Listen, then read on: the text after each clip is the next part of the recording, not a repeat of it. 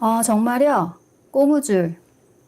네. 저는 저번 주에 튕기다가 끊어졌어요. 꼬무줄, 지난주에 제가 꼬무줄 튕기기를 말씀드린 적이 있어요. 못 들으신 분도 계시는데, 고무줄 튕기는 거에 대해서는 제가 영상을 따로 만들어서 올릴 거예요. 네. 근데 고무줄을 튕기는 이유는, 이 손목에 고무줄을 끼고선 튕기는 건데, 고무줄을 튕기는 이유는 알아차림 때문에 그랬어요.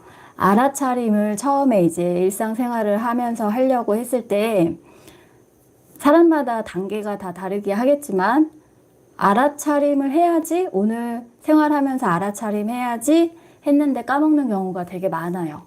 그리고 알아차림을 기억한다고 하더라도 알아차림 하기 싫을 때가 많아요. 왜냐하면 그 습관이거든요.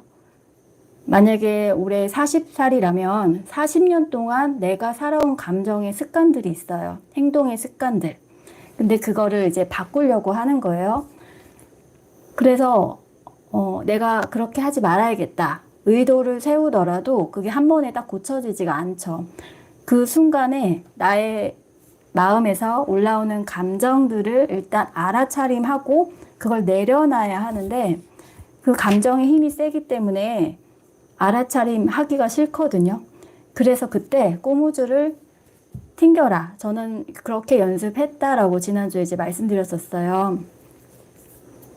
까먹는 것도 과정 중에 하나예요. 정말 숱하게 까먹고 그러다가 점점점 이제 기억하는 횟수가 많아지고 그러다 보면 고무줄을 튕기지 않아도 잘 될 때가 있고 또 그런 횟수가 많아지면서 고무줄을 끼지 않아도 이제 되고요. 지금 저는 이제 고무줄을 끼기만 해도 그냥 알아차림 모드가 돼요. 엄청 튕겼기 때문에 여기가 빨갛게 부어오를 정도로 많이 튕겼어가지고 파블로프의 개가 된 거죠. 이제 고무줄만 껴도 아프다. 정신 차려야지. 이렇게 되는 것 같아요. 네, 맞습니다. 우리가 눈에 보여야 그나마 좀 뭔가 나 스스로에게 자각을 시킬 수 있어요. 그래서 뭔가 눈에 보이게 하는 게 좋아요. 혹시 사람이 만나기 싫고 하기 싫은 것은 어떻게 대처해야 할까요? 요즘에 그런 상태신가 봐요. 아마 그런 이유가 있을 거예요. 사람마다 그 이유가 다 다를 거예요. 가장 정확하게 그 이유를 아는 방법은 내 마음이 어떤 사람을 만나야 되는데 만나기 싫다라는 그런 생각이나 감정이 올라오는 순간에 나의 마음을, 나의 내면에서 일어나는 그런 일들이 있거든요. 굉장히 많은 것들이 복잡하게 일어나요. 과거의 기억, 어떤 욕구, 어떤 감정, 생각 이런 것들이 사실 동시다발적으로 같이 막 올라오거든요. 그런 것들을 알아차림하시면 거기에 답이 있어요. 그래서 알아차림이 제가 이 공부의 무의식 정화의 거의 대부분이라고 할 만큼 중요하다. 알아차림을 해야 그 핵심에 다가갈 수 있고 그걸 풀면 되는 거거든요. 사실 잔잔바리한 내면의 정화거리들 그런 것도 굉장히 많은데요. 핵심을 건드리면 나머지는 저절로 해결됩니다. 그래서 그 핵심을 찾기 위해서는 타인은 한계가 있어요. 본인이 찾아가셔야 가장 정확하고 그러면 이게 핵심인지 아닌지 어떻게 아냐? 그것도 본인이 저절로 알게 돼요. 왜냐면 감각이 달라질 수도 있고 마음에서 후련해진다? 이거다? 철커덩? 뭐 이런 느낌이 있어요. 그래서 저절로 알게 됩니다. 우주님은 이제 그런 순간이 생기실 때 본인의 마음을 한번 가만히 잘 들여다보세요. 그게 핵심적인 감정을 처음부터 발견하기는 쉽지는 않겠지만 점점 그 순간순간이 이제 많으실 거예요. 그 순간순간에 마음을 느껴보려고 하고 내가 내 안에서 어떤 생각이 스쳤는지 한번 떠올려 보려고 하는 의식적인 노력부터 이제 하셔야 되는데 그러다 보면 시간이 지나면서 연습의 양이 쌓이면 그게 점점 또렷해져요. 그러면서 순간 알게 돼요. 아, 이거였다. 이런 순간이 오거든요. 그때까지 이제 연습을 하시면 됩니다. 감정 표출을 어떻게 해야 할지 방법을 구체적으로 알고 싶어요. 소리를 질러야 하나, 표출 시에 누가 있으면 서로 불편하거나 힘들 것 같아요. 네, 맞습니다. 감정 표현을 어떻게 하는지는 방법이 없어요. 왠지 알아요? 어떤 감정이냐에 따라 달라요. 예를 들어서 제가 안에서 분노가 일어나서 올라오는 게 느껴져요. 제가 지금 그러는 상황이라고 생각해 볼게요. 그런데 그 분노도 강도 차이가 되게 많아요. 이거를 머리로 하시면 안 돼요. 그러면 나는 나의 무의식을 속일 수가 없어요. 내가 무의식에 당할 수는 있어도 내가 무의식을 속일 수는 없거든요. 그래서 정말 이완된 상태, 안정된 공간과 상황에서 하셔야 돼요. 표출 시에 누가 있으면 서로 불편하거나 힘들 것 같다고 하셨잖아요. 그래서 그런 공간이 아닌 곳에서 처음부터 안전한 공간, 내가 마음껏 소리 지를 수 있고, 마음껏 울 수 있고, 마음껏 지랄해도 되는 그런 공간에서 하셔야 돼요, 처음부터. 우리가 버스나 지하철 안에서 통화를 하더라도 옆에 누가 있으면 조심스러워지는데, 하물며 억눌려 왔던 감정을, 그것도 그 감정이 해피한 게 아니고 남들이 보기에 부정적이라고 하는 그런 감정들을 표출하는데 옆에 누가 들을 수도 있겠는데 라는 생각 들면은 딱 억눌려요. 이렇게 마음껏 표출이 안 되거든요. 그래서 안전한 공간과 시간과 상황을 만드셔야 돼요. 인위적으로. 제가 많이 했던 곳은 차 안이었어요. 차 안. 특히 요즘에 비 많이 오죠. 이렇게 비가 많이 올 때 차 안.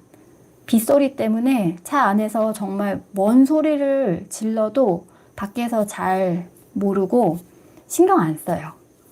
그래서 차 안이 저는 제일 안전했고요.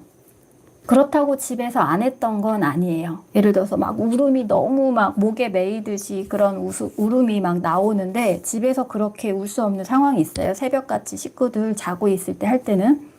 그럴 때는 그냥 입을 틀어막거나 베개에다가 얼굴을 쳐박거나 하면서도 그냥 그 상태에서 할 수 있는 최대치를 하는 거예요. 하지만 가장 좋은 거는 그렇게 저는 차 안을 가장 많이 썼던 것 같아요. 그리고 감정 표현을 그렇게 할 때는 이게 분노네? 아, 분노다 하고 머리를 아니고요. 내가 분노가 이제 마음속에서 막 올라오고 내가 정말 막 눈물이 참으려고 해도 눈물이 나고 주먹으로 막 어딜 때리고 싶어서 때리고 소리를 안 지르면 죽을 것 같아서 소리를 지르고 이래야지. 소리를 질러야 풀리고 울어야만 풀리는 게 아니에요. 내가 느껴지는 걸 그대로 그냥 내 몸을 통해서 표출해 준다. 표출하게 해준다. 허용해 준다. 라고 생각하고 하시는 거예요. 그래서 저는 이 작업을 하기 전에 명상을 하면서 그 마음속에 이 가슴 속에 왜 텅 빈 공간이 있다고 제가 영상에서 말씀드렸는데 그 아이의 이미지를 이제 봤으니까 그 아이의 모습에게 내가 허용할게. 너 하고 싶은 대로 마음껏 해. 내가 다 풀어줄게. 도와줄게. 이렇게 한 번쯤 말하고 시작을 하거든요. 하면서도 자기도 모르게 막 내가 지금 이 상황에서 이거 너무 이상한 거 아니야? 아, 누가 들으면 어떡하지? 막 이런 생각이 순간순간 스칠 수는 있어요. 그래도 내가 그러네 하고 내려놓고 다시 허용해서 그 아이가 하고 싶은 대로 하게 하고 그러는 거죠. 근데 그러려면 일단 시작할 때 이미 안전하고 편안한 그런 공간에서 하셔야 돼요. 차가 없는데 산에 가서 소리 질러야 되려나 봐요. 그리고 본인한테 맞는 방법을 잘 찾으시면 되겠어요. 집에서 정 안 되면 시간이 안 될 수도 있고 상황이 안 될 수도 있고 그러니까 안 되면 안 되는 대로 내 상황에서 내 입장에서 할 수 있는 방법을 그냥 찾아서 하시면 되는 거예요. 그러다 보면 안 하는 것보다 훨씬 낫고요. 그렇게 꾸준히 하셔야 더 방법이 모색이 되더라고요. 인과응보, 카르마에 대해서 어떻게 생각하시는지 저는 30이 넘어서 이게 제 자신의 내면적 문제를 알게 되면서 몇 년간 모든 벽을 닫고 살다가 유자정님에게 많은 도움을 받고 있어요. 그러나 그 긴 시간 동안 사회성 좋은 사람들이 안 보이는 곳에서 저에게 유독 무례했던 것들에 혼자 용서해 보려 해도 인과응보를 바라게 됩니다. 이런 마음은 어떻게 보실까요? 어떤 마음이든 생길 수 있어요. 내가 누구를 죽이고 싶다? 제가 어떻게 죽어버렸으면 좋겠다? 그런 마음도 생길 수 있어요. 그런 마음 때문에 죄책감 가지실 필요도 또 굳이 없다고 생각해요. 어떤 마음도 생길 수 있으나 중요한 건 그거를 행동화하냐, 어떻게 하냐의 차이인 거지, 사실 자기의 마음속을 깊게 알아차림이 되다 보면 정말 놀랄 만한 일이 많거든요. 정말 깜짝 놀라요. 내가 이런 생각을 했다고? 정말 무의식은, 나의 무의식이란 거는 정말 상상도 못할 정도예요. 그러니까 그걸 깊게 한번 들어갔다 나오면 와, 세상에 내가 누굴 흉볼 처지가 아니구나. 내가 누구한테 뭐라고 할 그럴 처지가 아니구나. 그래서 저절로 겸손해지고 다른 사람들을 이해할 수 있게 되는 거예요. 일단 그래서 연민의 감정이 그냥 기본으로 깔리게 되는 거고, 하지만 해야 될 행동과 그래도 하면 서로에게 도움이 되지 않기 때문에 안 하기로 한 약속들, 그런 것들을 지켜야 되는 거죠. 인과응보라고 하기보다 인과응보는 약간 눈에는 눈, 이에는 이, 이런 억양이 좀 실려 있고요. 카르마는 인과응보랑은 좀 달라요. 그래서 인연과보, 카르마는 인연과보라는 말과 조금 더 잘 어울리고, 저는 특별히 종교가 없어요. 카르마, 이제 약간 불교에서 쓰는 용어죠. 인연과보도 그렇고, 불교에서 이야기하는 카르마, 인연과보가 기독교에서 이야기하는 하느님의 뜻대로 될지어다, 이런 거와 같다고 봐요.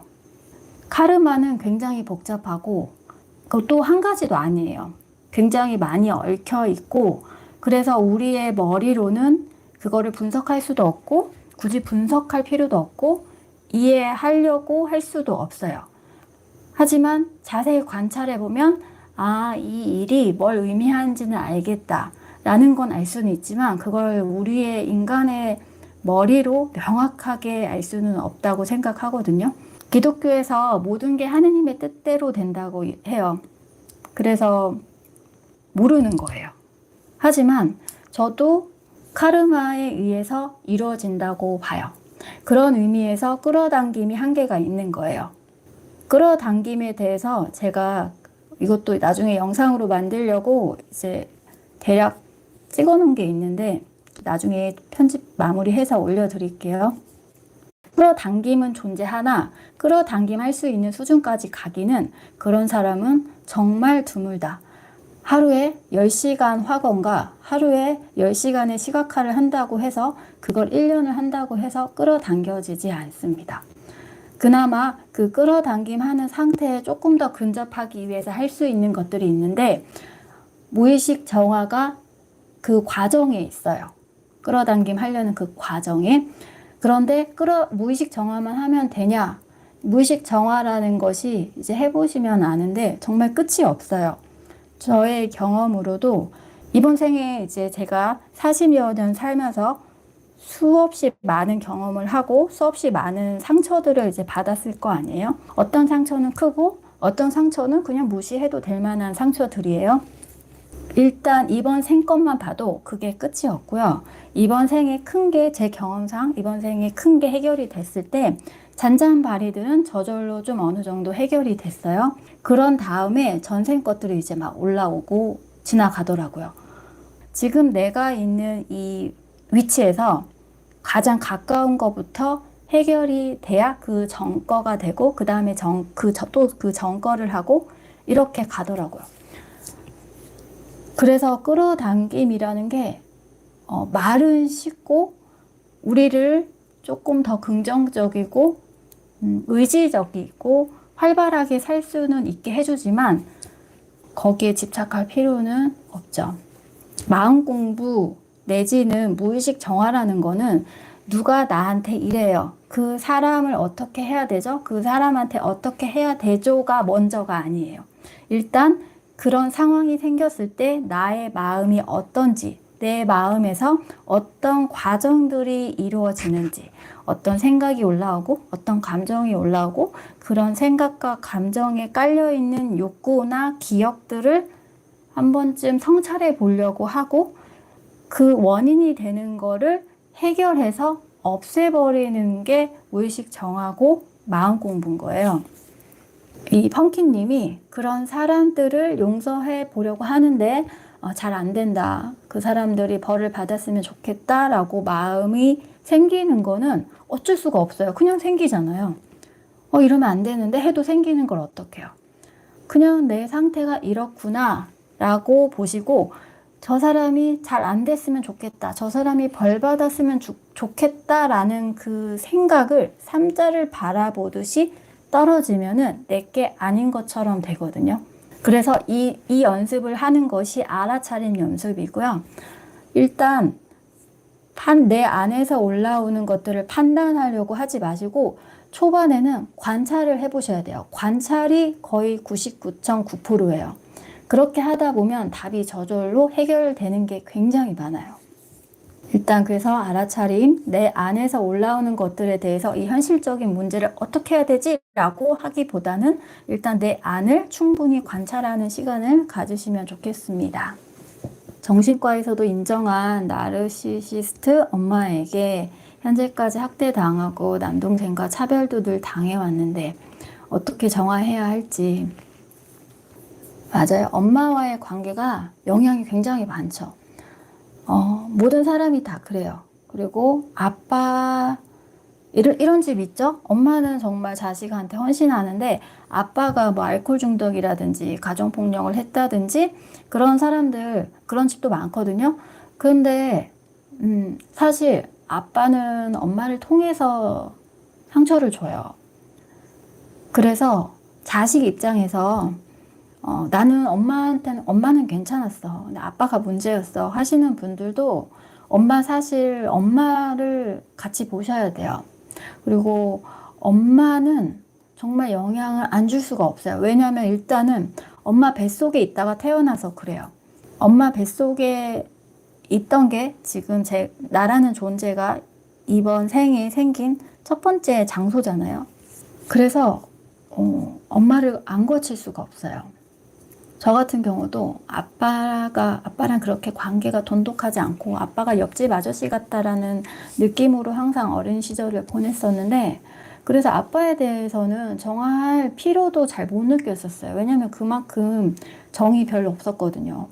근데 이제 엄마를 정화하다 보니까 아빠에 대한 건 자연스럽게 따라오더라고요. 내가 엄마에 대한 감정이 애증이고 애증 중에서도 증이 조금 더 많다고 생각하면서 살았는데 그런 엄마의 말에 대한 무한한 신뢰가 내 무의식에 있었고 그 말을 통해서 내가 아빠를 굉장히 오해하고 엄하게 아빠를 괜히 미워하고 증오하고 있었구나 이런 거를 알면서 엄마에 대한 게 풀리면 아빠에 대한 건 자연스럽게 풀렸어요. 나르시스트 엄마, 일단은 엄마가 가장 베스트는 엄마가 스스로 자식한테 내가 그렇구나, 내가 자식들한테 그렇게 하고 있었구나를 깨달으시고 자식한테 미안하다 사과하고 안 그러려고 하시고 자식도 이제 엄마가 그렇게 본인들한테 해온 그런 삶의 습관들이 있잖아요. 그거에서 그 습관에서 벗어나려고 하셔야 돼요. 그래서 각자 노력할 게 있어요. 각자 자기 입장에서 노력할 걸 노력하면 베스트인데요. 타인을 변화시키기는 굉장히 힘들어요. 그리고 내가 변화시킬 수 있다고 할 필요도 없다고 생각해요, 저는. 왜냐면 나 하나 변하는 것도 굉장히 힘들거든요. 그래서 일단 나만 바라봅니다. 나를 챙기는 거예요. 그리고 이 엄마가, 그리고 왜 그런 거 있어요. 똑같은 엄마 밑에서 자식들이 여러 명 있는데 다 달라요. 다 똑같이 나같이 나의 언니나 동생이 나같이 반응했거나 나와 같은 종류의 상처가 있었던 건 아니거든요. 그럼 왜 그럴까? 사람마다 그거 상대방이 주는 반응하는 방식이 달라서 그래요. 그래서 손바닥도 짝짝꿍이 돼야 소리가 난다고, 한 사람이 계속 똑같이 행동해도 내가 행동을 바꿔버리면 그 시간이 또 나름 길어지면 그 사람이 나한테 행동하는 게 변할 수가 있거든요. 그래서 일단 거리두기 하시면 좋고요. 엄마랑. 그러면서 스스로 마음을 바라보시는 시간 가지면 좋겠어요. 아빠가 집에서 폭력과 폭언 심했지만 아빠보단 엄마. 사실 엄마라는 자리가 또 엄마의 입장에서 보면 굉장히 억울하고 화나고 슬프고 막 그렇겠죠. 하지만 자식 입장에서는 어쨌든 그렇다는 거예요. 그래서 부모에 대한 거를 푸는 게 거의 전부라고 말할 수 있을 만큼 중요한 거고요. 또 그렇더라고요. 정말 잘 키웠어. 정말 부부 사이가 정말 서로 사랑하고 화목하고 자식들한테 교육관도 잘 일치하고 그게 또 올바른 방향으로 잘 키웠어도 자식은 상처를 받아요. 그래도 쟤는 행복한 집에서 자랐잖아. 나는 우리 아빠가 막 가정폭력하고 뭐 어쩌고 했어. 그렇게 비교할 일이 아니에요. 무의식의 상처라는 거는 남과 비교해서 이거는 요 정도 상처 받을 만해 해서 받는 거 아니거든요. 그러니까 우리 집과 누구 집을 비교해서 쟤는 그래도 좀 상처가 덜하겠다. 뭐 이렇게 비교할 필요가 절대 없어요. 내 것만 보시면 돼요. 그래서 일단은 상대는 그대로 두고 나에 대한 것만 보셔야 돼요. 그러기 위해서 거리두기가 필요하고요. 거리를 둔다는 거는 아마 엄마가 뭐 연락하고 계속 연락하려고 하고 뭐 해라 뭐 해달라 뭐 하고 아마 그러실 가능성이 높은데, 거기다 대고 나 싫다는데 왜 자꾸 연락하는 거야 뭐 이렇게 말하면서 싸울 필요도 없고요. 그냥 알았어 하고 굳이 싸울 일이 뭐가 있어요. 엄마가 그런 사람인 줄 알면 그냥 적당히 피하면 돼요. 언제까지? 내가 시간이 좀 이제 내 마음이 좀 적당히 정리가 되고 편해질 때까지. 호흡 명상을 하면 가슴이 아픈 신체화 증상도 해소할 수 있을까요? 오랫동안 자격지심으로 가슴이 아픈 신체화 증상이 있었는데 너무 오랫동안 가라앉고 올라오고 그래요. 제 영상에 이제 댓글을 많이 달아주시는 것 중에 하나가 이제 이 명상할 때 나오는 반응 중에 이제 이거 어떻게 되는 거냐, 이래도 되는 거냐, 이게 뭘 의미하냐, 뭐 그런 유의 질문들이 많으셨는데요.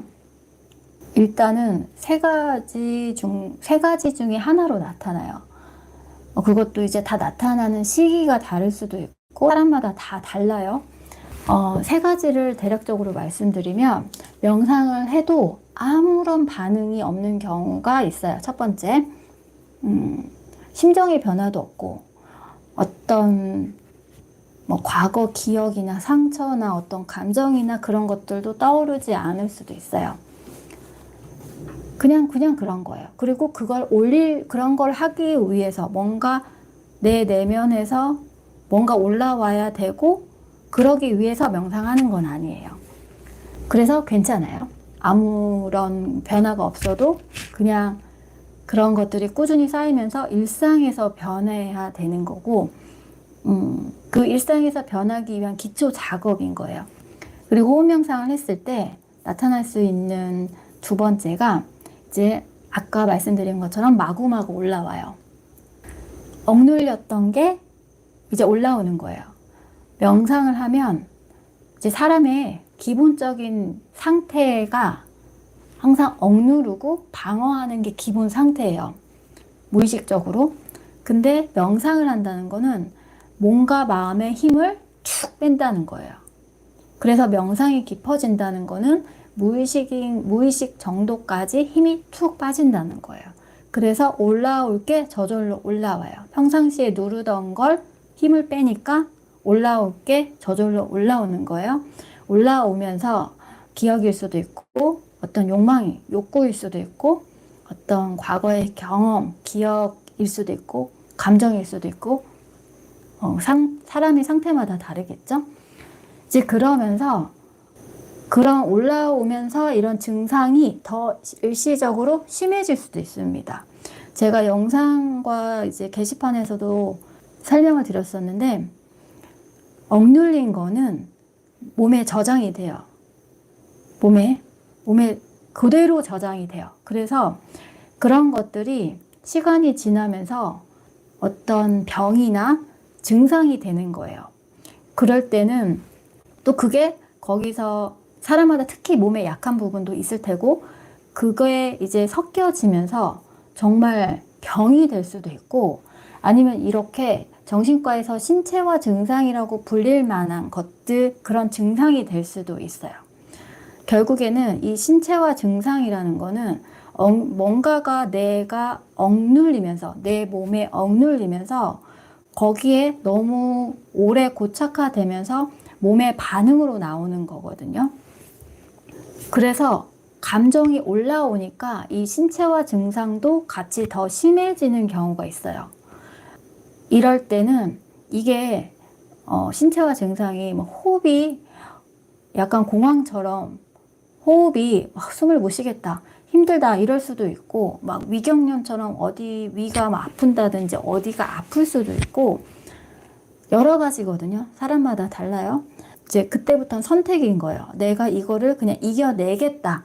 이럼에도 불구하고 이겨내겠다. 그리고 그럴 만하다. 증상 자체가 내가 좀 견딜 만하다, 참을 만하다 하면은 그냥 뭐가 올라오는구나. 여기 있었구나. 감정이 여기 이렇게 저장되어 있었구나. 라고 생각하시고 그냥 쭉 하셔도 되고, 이게 내가 너무 힘들어. 내가 생활이 안 되고 죽을 것 같아. 이러면은 좀 속도를 낮추시면 돼요. 영상을 좀 줄이거나 아예 한동안 멈추신다거나, 아니면은 뭐 약을 드시는 게 있으면 그것도 굳이 끊을 필요도 없고요. 네. 그래서 의도 따라 다르다고 봅니다. 이거는 이제 본인이 선택하셔야 되는 거예요. 그리고 호흡 명상을 할 때 세 번째 경우가, 이게 바로 이렇게 한번 확 올라왔다가 보통은 가라앉는데, 올라오는 과정 없이 바로 이게 괜찮아지는 경우가 있어요. 그게 얼마나 뿌리 깊게 박혀 있었냐 정도의 차이예요. 그리고 이것도 계속 파도를 타요. 괜찮아졌다가 올라왔다가, 괜찮아졌다가 올라왔다가. 이게 얼마나 오랜 시간 동안 억눌렸었냐, 내가 얼마나 나도 모르게 일상에서 조금씩 해소하고 있었냐, 내가 어떤 작업을 하고 있냐에 따라서 달라지는 거거든요. 그래서 일괄적으로 모두가 다 똑같은 과정을 거치지는 않아요. 하지만 내가 지금 나한테서 일어나는 거를 좀 이게 이래서 그럴 수 있겠구나 라고 이해하면 그렇게 두려워하지 않으면서 지나갈 수 있거든요. 그래서 이제 명상을 하실 때 이 신체화 증상이 너무 힘드시면 일시적으로 더 심해질 수도 있어요. 근데 그게 너무 심하시면은 명상을 중단하거나 시간을 줄이시고, 견딜 수 있다, 이게 지나가야 내가 좀 살겠다 하시면은 그냥 좀 꾸준히 해보시는 것도 괜찮고요. 본인의 상태를 봐가면서 하시고요. 만약에 숨이 막히는 거다, 그러면요, 만약 숨이 막힌다 하면은 그게 목이 쪼이는 느낌일 수도 있고, 여기 가슴이 답답한 느낌일 수도 있고 그래요. 어쨌든 그 부위를 자주 만져주시고, 두드려 줄 수 있는 부위면 두드려 주시고 하면은 조금이라도 도움이 더 됩니다. 힘들수록 명상을 찾는 것 같아요. 맞아요. 그래서 어디서 그런 거 봤어요. 코로나 시기에 명상 붐이 일었대요. 그리고 그때 제 주변에도 보면은 좀 저보다 훨씬 나이 많은 언니들 있잖아요. 10살 정도 나이 많은 언니들 보면은 그 언니들이 평상시에 술을 엄청 마시고, 그러니까 음주 가무를 즐기던 언니들인데, 이제 코로나 길어지면서 사람들을 못 만나고 여행도 잘 못 가게 되고 하면서 공황과 우울증이 왔어요. 병원에서 진단도 받고 약도 먹더라고요. 그게 이제 그런 거예요. 코로나라서 사람들을 못 만나고 밖에 나가서 공황이 오고 우울이 되는 게 아니라 원래 있었던 거였어요. 그런데 피할 게 많았던 거죠. 그냥 나는 누구랑 같이 사람들이랑 같이 있는 게 좋아 라고 본인이 착각하면서 자기 스스로 가만히 있을 시간을 가만히 있으면 괴로워지거든요. 조금이라도 내 내면이 자꾸 조금이라도 느껴지니까 그걸 못 견디는 거예요. 그러니까 뭐 우리 같이 놀자. 나는 사람이 좋아. 뭐 인생 뭐 있어? 즐겨야지. 이러면서 술 마시고 놀러 다니고 하면서 이제 바쁘게 지내죠. 그러면서 인생을 즐기는 것 같이 산다고 착각하는 거예요. 그런 사람이 많아요. 근데 이제 코로나 때 그게 딱 끊기니까 뭐 어느 정도까지는 집에서 뭐 영화도 보고 뭣도 하고 하면서 그 시간을 이제 버틸 수 있는데 이게 길었잖아요. 그러면서 더 이상 집에서 혼자 할 수 있는 것도 없고 이제 혼자 있는 시간이 길어질수록 뭔가 이렇게 올라오는 거예요. 그 마음이 작용이 그렇거든요. 그러니까 이제 괴롭게 되죠. 그러니까 내 마음을 보는 방법도 모르겠고 이게 뭐지? 너무 혼란스럽고 그리고 보기가 싫고 내 마음 보기가 싫고 두렵고 하니까 이제 병원을 가게 돼서 진단을 받고 하는 건데요. 그리고 코로나 거의 끝나서 이제 또 여행 붐과 뭐 술집이 이렇게 붐이 된다고 하죠. 그러면 명상 잘 안 해요, 사람들이. 사실 우리가 건강 같은 것도 몸이 어디 병이 나기 전에 예방하는 게 제일 좋다라고 하지만 건강한 생활 뻔하잖아요. 건강한 식습관, 규칙적인 뭐 수면, 뭐 다 뻔하잖아요. 그런데 그거 잘 지키면서 못 살잖아요. 그리고 맨날 지키면서 살 수는 없어요. 그래도 전체적으로 나의 생활 습관이 이렇게 좀 좋게 잡아가면 좋은데 그렇게 살기가 많은 분들이 쉽지가 않으니까 결국엔 아파서 몸을 챙기듯이 이제 마음도 그러는 것 같아요. 그런데 이제 명상 같은 경우에 길게 할 필요 없거든요, 정말. 제가 계속 영상에서 말씀드리는데 10분 정도면 충분하고요. 10분도 안 되면 1분 하시면 되고 1분도 정말 뭐 시간이 없다, 놓쳤다 이럴 때는 눈 감고 숨 한 번 이제 콧구멍으로 숨이 들어오고 콧구멍으로 나갈 때 그 숨 한 번에만 온전히 집중하시면 돼요. 근데 처음에 하면은 숨이 콧구멍으로 들어오는 게 정말 힘들구나 이렇게 느끼시는 분도 있고 내가 숨을 안 쉬고 있었다라고 생각하시는 분도 많고 숨 한 번 쉬는 게 생각보다 그렇게 쉽지가 않다는 걸 많이 깨달으세요. 그래도 하셔야 되는 거예요. 계속 느끼려고 하고 하다 보면 내 몸에 대한 컨트롤도 나중에는 생겨요. 내 몸 어딘가에 에너지를 보내고 하는 것도 이제 그런 것도 자연스러워지게 되거든요. 그러니까 내 몸을 나 스스로 내 몸에 대한 상태를 내가 굉장히 예민하게 느낄 수 있고 그런 과정도 생겨서 결국에는 정신 건강뿐만 아니라 몸도 굉장히 잘 챙기게 됩니다. 명상을 좌선 말고 추천 부탁해요. 무릎이 많이 아파요. 네. 명상을요, 가부좌, 좌선, 보통 앞바다리 내지는 반가부좌, 가부좌 이렇게 많이 하시는데 그 자세가 이제 두려워서 명상 자체가 두려워지는 경우도 굉장히 많거든요. 명상을 가부좌나 반가부좌를 하는 이유 중에 하나가 명상을 오래 하기 위해서예요. 명상을 하다가 잠에 빠지는 경우도 많고 그러다 보면 이제 꼬꾸라지는 거죠. 그런데 반가부좌, 가부좌는 몸의 형태를 삼각형으로 만들어서 졸더라도 꼬꾸라지지 않아요. 그래서 다치지 않을 수가 있어요. 그리고 명상을 길게 몇 시간 이렇게 할 때 가장 편한 자세이기도 하고요. 그런데 5분 한다, 10분 한다 이럴 때는 사실 자세에 상관이 없습니다. 그래서 무릎이 많이 아프실 때 이렇게 의자에 저처럼 의자에 앉으셔서 하셔도 되고요. 왜 어디 바닥에 앉아서 등 어디 기대고 다리 쭉 펴고 이렇게 하셔도 괜찮아요. 자세에서 뭐가 온다기보다 내가 집중하는 정도?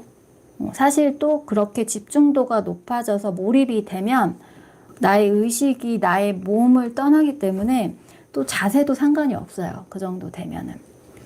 그런데 이제 초보자시고 5분, 10분, 20, 30분 이렇게까지 한다 할 때는 자세 그닥 상관없으니까 하시면 되고, 지금 이 방에는 없는데 그래도 이렇게 뭔가 바닥에서 무릎을, 앞바다리 아니더라도 무릎을 굽어서 하고 싶다. 근데 무릎이 아프기는 두렵다 하실 때는 네이버에 한번 검색해 보세요. 기도 의자라는 게 있어요.